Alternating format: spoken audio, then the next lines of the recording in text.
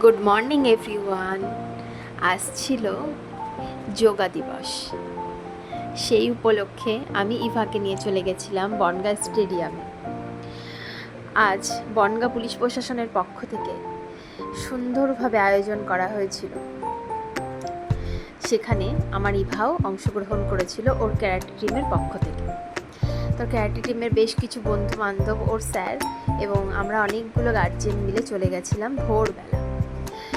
সব বাচ্চাগুলো এত সুন্দর স্নিগ্ধ সুন্দরভাবে বসেছিল, দেখে মনটা একদম ভরে গেল। ওই যে আমার ইভা, অনেক বড়দের মাঝে ছোট ছোট কিছু বেবি, দেখতে অসাধারণ লাগছিল।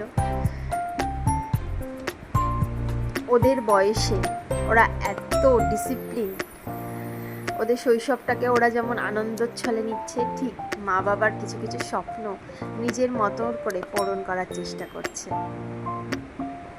আমাদের সময় এত সুযোগ সুবিধা ছিল না। এখনকার মায়েরা বাবারা যতটা সন্তানকে নিয়ে সাপোর্ট করে, আজ থেকে 20-25-30 বছর আগে এতটা সাপোর্ট হয়তো পেত না। সবার ক্ষেত্রে নয়, কিছু কিছু বাবা মায়ের ক্ষেত্রে পাওয়াটা একটু কমই ছিল। তো আমরা এখন চাই আমাদের সন্তানরা এগিয়ে যাক, অনেকটা দূর এগিয়ে যাক। তো ওদের ইয়োগাটা হয়ে যাওয়ার পরে ও একটু বাইরে এসে খেলা করছিল এবং ক্যারাটের পোজ দিচ্ছিল। আমিও সেই মুহূর্তটাকে খুব এনজয় করছিলাম এবং ওর মতো করে ওকে ফটো তুলে দিচ্ছিলাম। এখন সব বন্ধুরা মিলে বসে পড়েছে ফটো তুলতে। সব খুদে খুদে শিশুরা এখানে পার্টিসিপেট করেছিল। ভোর 5টার সময় এখানে এরা জয়েন করেছে। অনেকে অনেক দূর থেকে এসেছে। এখানে ওর স্যারের সাথে একটু ফটো তুলে নিল।